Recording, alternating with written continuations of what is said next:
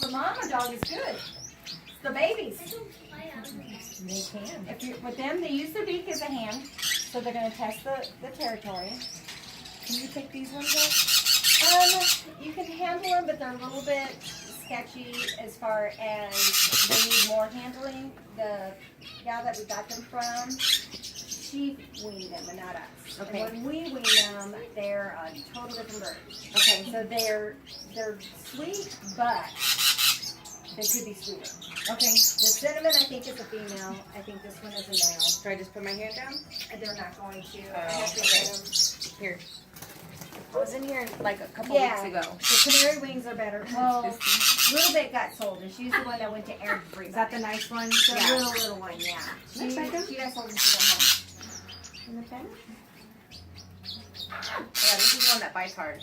Well, if Like- he's away from his mate, if he doesn't see her, you know. He actually is really, really sweet when he gets away from Look, I got the male. No, I think it is. I think that one's a female. I think that one's a male. You'll see here. Hi. There's my hand. Hello. The canary wings are really cool because they're very, very social. They come out of the nest so sweet. They're not even handlers. They just love to be on everybody.